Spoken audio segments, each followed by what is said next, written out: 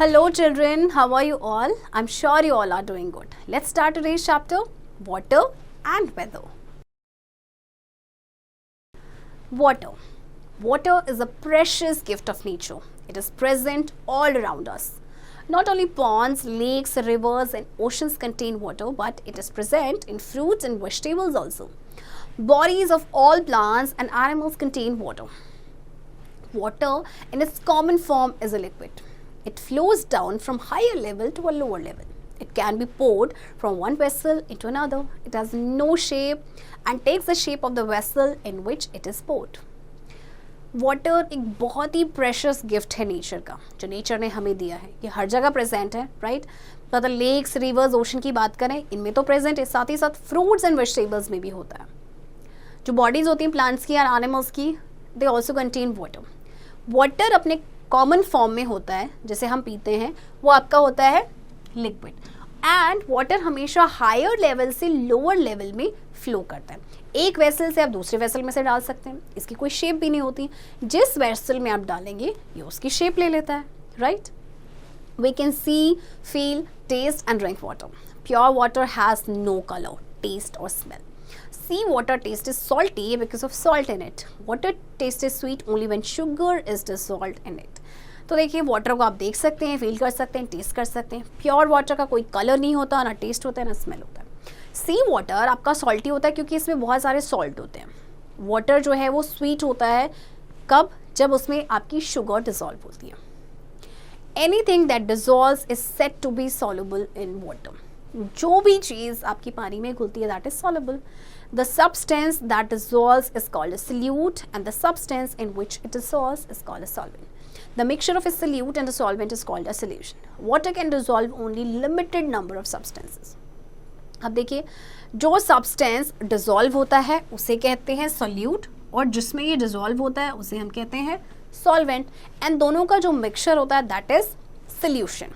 यानी कि आपका होता है solute प्लस सॉल्वेंट, आपका मिलके बनाते हैं सॉल्यूशन, राइट. तो वाटर जो है कुछ ही सब्सटेंस यानी लिमिटेड सब्सटेंस को डिसॉल्व कर पाता है. A substance that does not dissolve in water is said to be insoluble in water. Sand is insoluble in water while sugar is soluble in water. अब जो सब्सटेंस पानी में dissolve नहीं हो पाते हैं वो इनसॉल्युबल होते हैं. जैसे कि सैंड, आपको पानी में उसको डिसॉल्व करके देखिए, वो डिसॉल्व नहीं होगा. जबकि अगर हम शुगर की बात करें तो sugar is soluble in water. All our body functions depend on water and solutions. Blood, milk, fruit juice and extracts all are solutions of something in water. हमारे जो बॉडी के फंक्शंस है वो डिपेंड करते हैं वाटर पे और उसके सॉल्यूशंस पे. अगर हम ब्लड की बात करें, मिल्क की बात करें, फ्रूट जूस या एक्सट्रैक्ट्स, ये सारे ही सॉल्यूशंस हैं किसी भी चीज़ के in water. Forms of water.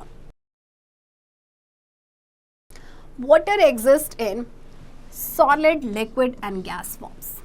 Water, as we see it every day, is a liquid form. When we put a tray of water in a freezer, water changes into ice. We get ice cubes from a fridge. This is water in solid form. If we put some ice cubes in a tray, they soon melt into water.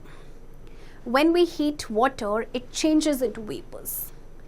These vapors are the gas form of water. देखिए, water इकलौता ऐसा substance है जो तीनों state में पाया जाता है, यानी कि solid, liquid and gas.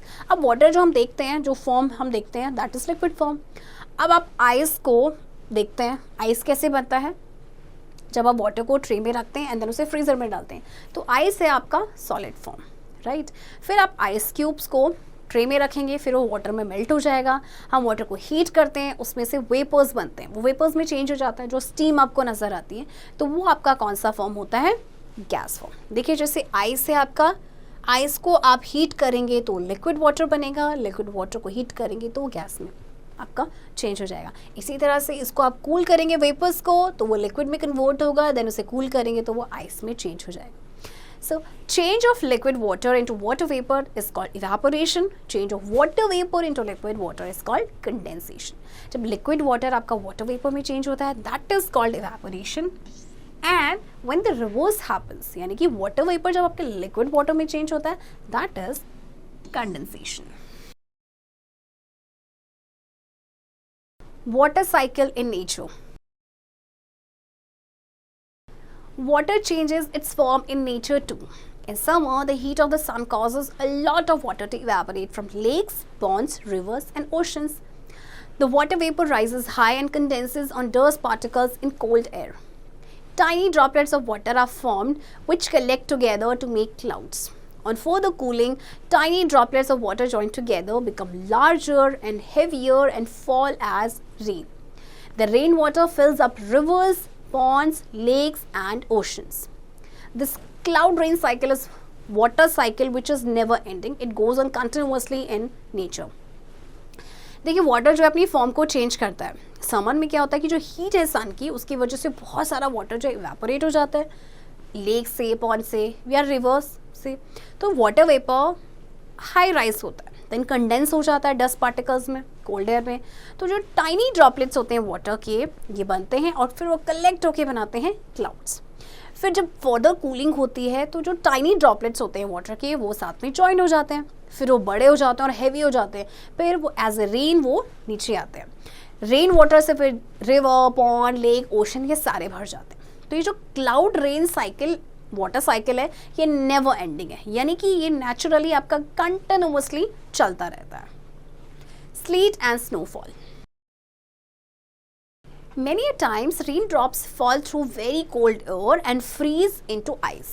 Then rain comes down as sleet. In cold countries, water vapor condenses into beautiful snowflakes or tiny crystals of ice. These snowflakes fall in a form of rain called snowfall. अच्छा, कई बार क्या होता है कि जो rain drops होती है ना वो बहुत ही कोल्ड एयर से गिरती हैं, देन वो फ्रीज होके आइस में कन्वर्ट हो जाती हैं. फिर जो रेन आती है it comes down as sleet. और कोल्ड कंट्रीज़ में क्या होता है कि जो वाटर वेपर है वो तो कंडेंस हो जाता है बहुत ब्यूटीफुल स्नोफ्लेक्स में या टाइनी क्रिस्टल्स होते हैं आइस के. फिर ये स्नोफ्लेक्स जो होते हैं वो रेन की फॉर्म में गिरते हैं जिसे कहा जाता है snowfall. Thus, there is snowfall instead of rainfall. Snow is light and looks like pieces of cotton and wool. Hardened snow forms ice which feels and looks like glass. In Himachal Pradesh and Jammu and Kashmir in our country, snow falls in December and January. All things are covered with snow. अच्छा, अब देखिए snowfall in जगहों पे जो ठंडी जो countries होती है, ठंडी जगह होती है, फिर वहाँ पे रेनफॉल की जगह स्नोफॉल होता है. स्नो बहुत ही लाइट होती है और जैसे कॉटन के पीसेस होते हैं ना, वूल के पीसेस बिल्कुल वैसे दिखती है. और अगर जो स्नो आपकी हार्ड हो जाती है वो आइस बन जाता है तो वो एक ग्लास यानी कांच की तरह लगते हैं. अगर हम अपनी कंट्री की बात करें तो हिमाचल प्रदेश या जम्मू कश्मीर में स्नोफॉल होता है जनवरी और दिसंबर में, और फिर सारी जो चीज़ें हैं वो कवर हो जाती हैं आपकी स्नो से. Fog, frost and dew. Fog is a cloud close to the ground. It contains tiny droplets of water we cannot see through fog. Fog क्या है? ये आपका क्लाउड है जो ग्राउंड के क्लोज होता है. इसमें छोटे ड्रॉपलेट्स होते हैं वाटर में के और हम फॉग के थ्रू नहीं देख सकते. Frost comprises of ice crystals formed on the ground. अब फ्रॉस्ट क्या है? फ्रॉस्ट में आपके आइस क्रिस्टल्स से कंप्राइज्ड होता है जो कि आपके ग्राउंड में बनते हैं. Water vapor which condenses on objects near the ground like leaves is called dew. They are small and visible droplets of water. Water vapour जो कंडेंस हो जाते हैं किसी ऑब्जेक्ट पे ग्राउंड के पास, जैसे कि लीव्स की अगर हम बात करें तो उसे हम कहते हैं ड्यू. ये बहुत ही स्मॉल होते हैं और ये विजिबल होते हैं एज ड्रॉपलेट्स ऑफ वाटर. जैसे कि आपको देखिए लीफ नज़र आ रही है, इसमें आपको छोटे छोटे ड्रॉप्स आप देखेंगे कभी, तो ये आपकी होती है dew. Weather. Weather is never the same. It changes from month to month, day to day, and even hour to hour.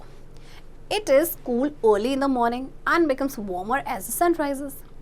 After sunset, it becomes cooler and cooler. In a week, some days are cold and some are hot. In India, months from April to June are very hot, while December to February are very cool. अच्छा, weather जो है ना कभी भी same नहीं होता है. ये मंथ टू मंथ चेंज होता है, डे टू डे चेंज होता है और कई बार तो आवर टू आवर भी चेंज होता है. जैसे मॉर्निंग में आप देखेंगे बहुत ठंडा होता है, राइट, और जैसे जैसे सनराइज होता है तो वेदर जो है वो आपका वार्म होना शुरू हो जाता है. फिर सनसेट के बाद बहुत ठंडा हो जाता है, राइट, और वीक में कुछ डेज ऐसे होते हैं कि कुछ कोल्ड होते हैं, कुछ ऐसे डेज होते हैं कि हॉट होते हैं.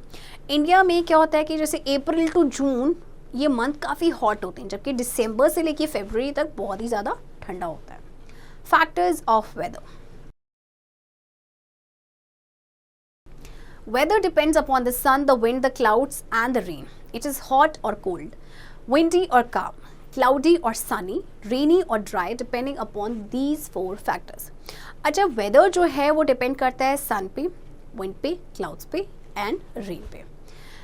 Sun.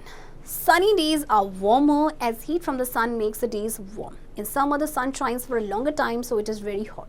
In winter the sun shines for a shorter time, so it is cold. The sun makes the weather hot or cold. Sunny days आपके warmer होते हैं क्योंकि सन की जो हीट है वो डेज को वार्म करते हैं, क्योंकि समर में क्या होता है कि जो सन है वो लंबे टाइम तक शाइन करता है तो इसीलिए गर्म होता है, जबकि विंटर में जो है सन शाइन करता है शॉर्टर टाइम के लिए तो इसीलिए ठंडा होता है. Wind. Sun heats ground and so air close to it becomes warm. This warm air moves upward. The cool air from sea moves towards the ground to fill empty space. This way the air moves along the earth's surface. This moving air is called wind. देखिए सन क्या करता है, ground को heat करता है ना. अब जो एयर होगी वहाँ पे वो भी हीट होगी, राइट. फिर वो वार्म होती है. इसके बाद क्या, तो वार्म एयर जो है अपवर्ड मूव करती है. फिर कूल एयर जो है वो सी से मूव करती है ग्राउंड में उस स्पेस को फिल करने के लिए, राइट. तो इस तरह से जो एयर है वो मूव करती है along the earth surface and this is called wind. ये जो आपकी मूविंग एयर होती है उसे हम कहते हैं wind. Gently blowing wind is called breeze. Strong wind is called storm. Hot and dusty winds blowing in summer are called loo. तो जो gentle blowing wind होती है उसे हम कहते हैं breeze. Strong wind को कहते हैं storm. And जो आपकी hot and dusty winds होती हैं जो आपकी summer में blow करती हैं उन्हें कहते हैं loo. Clouds. On a cloudy day, sun rays do not reach the earth. So the weather becomes cool. Clouds bring us rain. किसी भी cloudy day में जो sun rays हैं वो earth तक नहीं पहुँच पाती, इसीलिए जो weather है वो cool हो जाता है. Clouds उसके बाद they bring rain. Rain. Rain cools the atmosphere. It is good for crops. Too much rain causes floods which destroy crops, houses and animals. Many small animals and insects breed in such days. Most of them are harmful to us. Diseases like malaria and cholera spread quickly after floods. Rainy season has a dampness in the atmosphere. Rain जो है atmosphere को cool करते हैं, ये हमारी crops के लिए भी अच्छा होता है. लेकिन ज़्यादा बारिश आ गई तो क्या होता है कि फ्लड यानी बाढ़ आ जाती है, जैसे कि क्रॉप्स, हाउसेस, एनिमल्स ये सारे डिस्ट्रॉय हो जाते हैं. बहुत सारे छोटे एनिमल्स, इंसेक्ट इन दोनों ब्रीड करते हैं और ज़्यादातर इनमें से हमारे लिए हार्मफुल होते हैं, जैसे कि मलेरिया, कॉलेरा. ये डिसीज़ जो है क्विकली स्प्रेड करती है after floods. Season.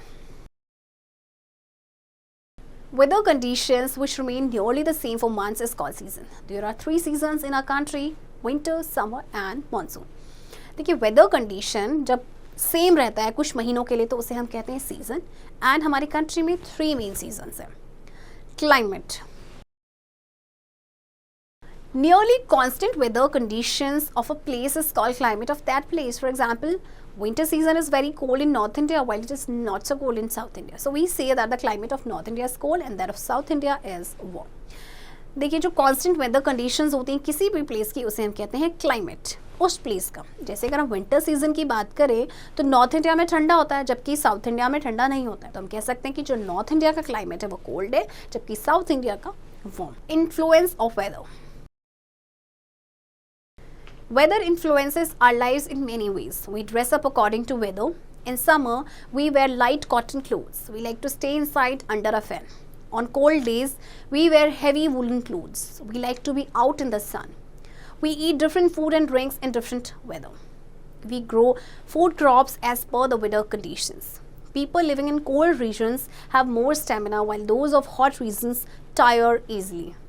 People living in rainy places build houses with sloping roofs while houses of dry places have flat roofs.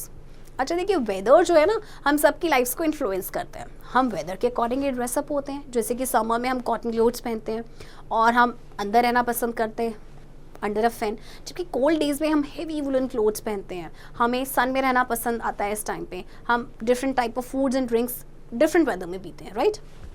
अच्छा, अब वेदर कंडीशन के अकॉर्डिंग हम फूड क्रॉप्स को भी ग्रो करते हैं. जैसे कि कोल्ड रीजन में जो लोग रहते हैं उनका ज़्यादा स्टेमिना होता है while those of hot reason वो जल्दी, जो हॉट रीजन में रहते हैं ना वो जल्दी से थक जाते हैं. जो रेनी प्लेसेस में रहते हैं लोग वो उनकी जो घर बनाते हैं उनकी स्लोपिंग रूफ्स होती हैं, जबकि जो ड्राई प्लेसेस में रहते हैं उनकी फ्लैट रूफ्स होते हैं. तो देखिए किस तरह से जो वेदर है वो सारी चीज़ों को इन्फ्लुएंस करता है। Weather forecast. Advanced information about weather is called weather forecast. Many of our activities are affected by changes in weather. Therefore, it helps us if we can know what the weather will be like the next day. Newspapers, radios, and televisions provide us weather reports. Weather forecast is also important to farmers, pilots, fishermen, and navigators of ships. अच्छा, weather की अगर हमको advance information मिल जाती है, that is known as weather forecast, क्योंकि हमारी बहुत सारी ऐसी एक्टिविटीज़ हैं जो थोड़ा सा अगर वेदर में चेंज हो जाते हैं तो वो अफेक्ट हो जाती है। तो इसीलिए बहुत ज़रूरी है कि हमें वेदर फोरकास्टिंग मिले, राइट। जैसे कि न्यूज़पेपर्स, रेडियोज़ या टेलीविज़न के थ्रू हमें वेदर रिपोर्ट्स मिलती रहती हैं और ये हेल्पफुल भी होती हैं फार्मर्स के लिए, पायलट्स के लिए, फिशरमैन के लिए एंड नेविगेटर्स जो होते हैं शिप्स के। Forget me not. Pure water has no color, taste, or smell. All our body functions depend upon water and its solution. Ice cubes melt in water, which evaporates on heating. Change of water vapors into water is called condensation. Remember that. Water from oceans turns into clouds. Clouds rain in distant places, and the water comes back to oceans through rivers. This is water cycle. In cold countries, there is snowfall instead of rainfall. Fog, frost, and dew are example of condensation of water vapors. Weather depends on sun, wind, clouds, and rain. Remember that. ये 4 चीज़ें हैं जिस पे आपका weather depend करता है. Many of our activities are affected by changes in weather. Children, I hope आपको ये चैप्टर समझ आया होगा, and इस चैप्टर की प्रैक्टिस अब आप खुद से करेंगे.